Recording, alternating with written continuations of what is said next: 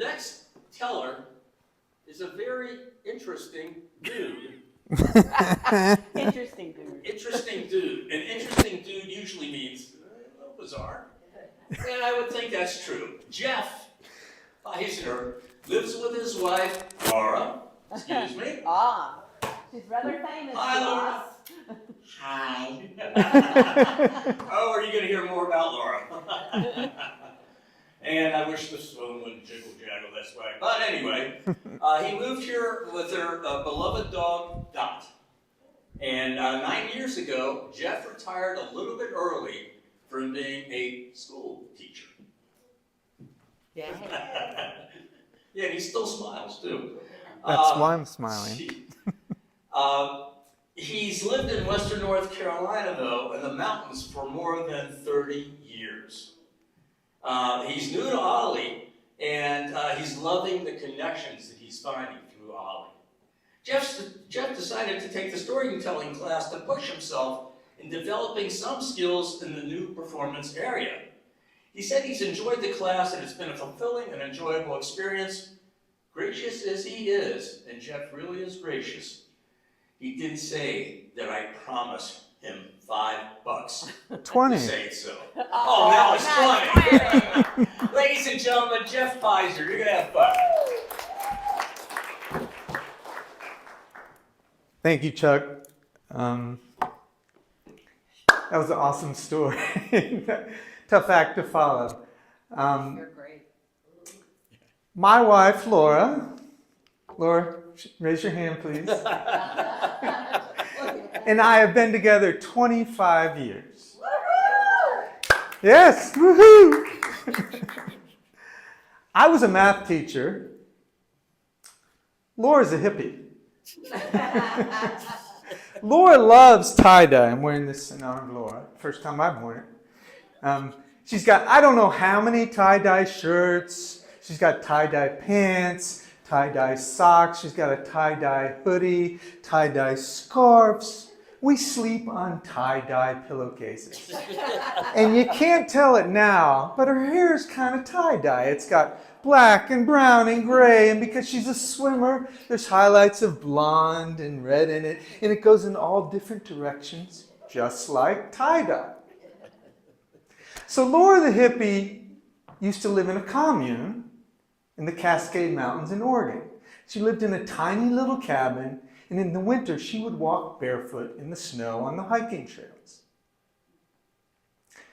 Laura did a walk for peace across the United States back in 1990, from California to Washington, D.C. Wow. Yeah, wow. With more than 100 other hippies. Now, being hippies, they didn't have a lot of money. And so they wouldn't stay in a campground. Wherever they stopped walking, they would just find a place to pitch their tents. Now, when you're walking all day long and you're staying in the campground, sometimes you got to use the bathroom. So they would take their toilets with them. And they would put all these pit toilets on what they affectionately called the potty bus. Sometimes Laura had the great honor of driving the bus. In PU, that thing really smelled worse than being locked in a car with the winner of the annual farting contest. Now, Laura's a character. Some say she's an extrovert on steroids. And we first met at Jubilee, our local faith community. And I was drawn to her fun-loving, enjoyable style and personality. We got to know each other on the Jubilee softball team. And before each game, we would all gather around in a circle in a team way. And people would go around the circle. Everyone would say something like, let's have fun. Let's just go for it. Let's stay safe. Hope nobody gets hurt. And then it got to Laura's turn. And they said, all right, Laura, what about you? And she turned, stuck her butt in the middle, and let out a big fart. And everybody laughed, and it cut the tension and made it easier to play the game.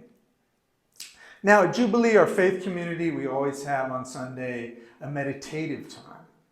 And during this meditative time, we're all quiet and listen to calming music. And when the meditation time is over, people express their gratitude maybe with a smile or a gentle sigh. Put their hands together. And Laura expresses herself by going, woohoo! Also at Jubilee, we have this great band called the World Beat Band. And sometimes they play some pretty high energy music, and Laura just can't keep herself in the seat. And the music gets pumping, and Laura gets out of her seat, and she starts trying to pull people out of the pews. And Laura gets up in front of the whole congregation, and guided by the Holy Spirit, she starts dancing and connecting us all and entertaining people. And that's Laura the character. So Laura also loves to tell jokes. So we were at Jubilee, and we had this friend Jimmy, who had sadly passed, told Laura this joke. There's two flies sitting on a piece of poop. One farts and the other says, "Do you mind? I'm eating." So Laura takes Jimmy around to 10 different groups of people and say, "Hey, this is my friend Jimmy. Here's this joke he told me." And Laura knows the key to remembering a joke is repetition. Now, whenever we see people with lots of tattoos on them, which is just about everywhere, Laura loves to tell them this joke. And she doesn't care if it's this big gnarly guy with big biceps and tattoos running down his face. She says, "Hey, you want to hear a tattoo joke?" And this is her joke. "What do you call a breast enlargement to accommodate a bigger tattoo?" Tit for tat. And invariably they laugh and say, "I like that one." And so Laura loves to spread her joy through humor. Now, to love Laura is to love adventure. And we've both been pretty adventurous. We've been scuba diving many times, snow skiing. We've even jumped out of airplanes with parachutes. But here, to get our adrenaline going in the mountains, we go mountain biking or whitewater paddling. So, one summer, many moons ago, in the Blue Ridge Mountains, Laura and Jeff went paddling with our friend Caroline. Caroline is a professional raft guide for Blue Heron Outdoors. So we were out on the French Broad River, Section 9, which is the section with the roughest, most dangerous rapids, good for adrenaline junkies. And we were tagging along on our trip, and we were paddling fun yaks. So a fun yak's an inflatable kayak. They're safer than kayaks because they don't tip over or roll. And so we're in these professional grade whitewater fun yaks, having a great time. The sun's shining, glistening off the water. We're surrounded by these green, emerald, verdant vegetative banks. We're in a remote area. Feels like we're 1,000,000 miles away from civilization. It was really soothing my soul. So we had a great time traveling down this river. We thank Caroline. We get back in the car, and on the way home, Laura goes, "That was so much fun. That was really easy. I think we could do that in our fun yaks." So fast forward a week later, we're in our fun yaks that are not made for whitewater. I paid $50 each for them used, and the $50 included a paddle and an old life vest. And we're about to hit on this same Section 9 of the French Broad River. And again, the sun is shining and glistening off the water, and we're surrounded by these green, emerald, verdant banks in a remote area, feeling like we're 1,000,000 miles away from civilization. So Laura's going first, and she hits that first big rapid, Pillow. And Pillow decides to spit Laura out of her boat. And she's in the rapid. And the problem when you get in one of these rapids, it can take you under and spin you around in what's called a washing machine. So Laura's she's a good swimmer, but she's fighting against this rapid and just struggling to not get pulled under. And she looks back and yells, "Help!" And what does she see? She sees me, Jeff, struggling in the rapid as well out of my boat. Now, luckily, we got out of the rapid, and after the rapid, there's always a calm area they call a pool. And we end up on the side of the river. We have each other's fun yaks, but we only have one paddle. Now, you probably know that kayaks, which is kind of like a fun yak, have the paddle with two blades, so you can paddle like this, and you get more control, and it's safer, and you can go faster. Well, we've only got one paddle. We've only gone through one rapid. We got about 7 big rapids to go. Luckily, this paddle is one of those snap together in the middle. So now we get to paddle like a canoe. Not as safe, not as good. But did I tell you it was a remote area? No one's coming to save our butts. So we decided to take a deep breath and go on with it. We had no other choice. So we're about to hit that first rapid, and we said, okay, this looks like the line we want to take. Let's just paddle hard and go for it. We made it through the rapid, and we get to the end, and we go, whew, 1 down, 6 more to go. And miraculously, with our single paddles and our non-whitewater fun yaks, we made it all the way down, including the last rapid, which is like a 6-foot drop. And we've made it out, and we're exhausted and relieved and exhilarated. And we get to the takeout. So when you go kayaking on a river, you got to have one vehicle at the put-in, one vehicle at the takeout. And so we get to the takeout. And when you're in the boat, you don't want to carry too many things because you might fall in the water. And you might lose something.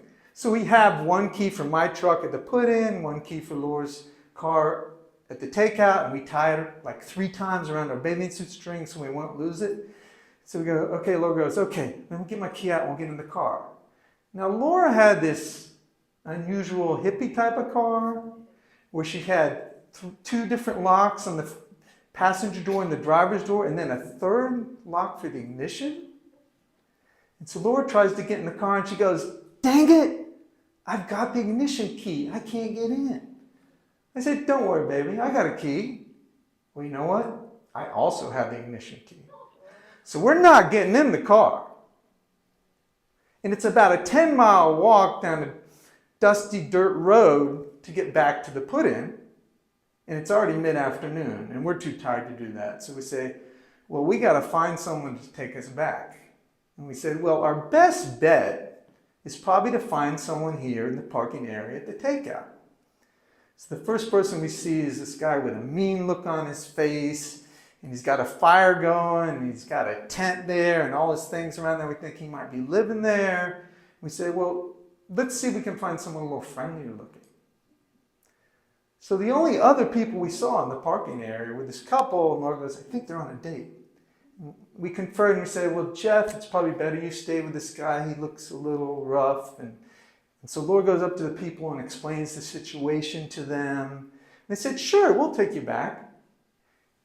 And my truck only has 1 key, so we know we're going to get in there, and then we have the rest of Laura's keys in my truck. So they take her back, and as they're dropping her off at my truck, they said, you might want to be a little careful around here. A lot of drug deals go down around here. So luckily, Laura got in the truck, we made it back, we had a memorable and exciting experience. So my takeaway from this, number 1, is that if you go on a professionally guided adventure and you have a lot of fun, and you think, that's easy, I might be able to do that, you might want to think again. And the biggest takeaway is that life with Lord is always an adventure. Thank you. All right. Stay up. Stay up. Stay up. We're so fortunate here because there was one person this entire story, and I checked off it, was smiling the entire time. Laura, come on up here. Everybody meet Laura.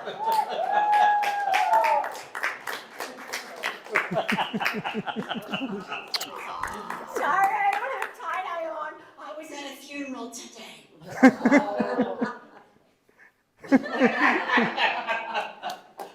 Oh, folks, this has been so much fun teaching these 3.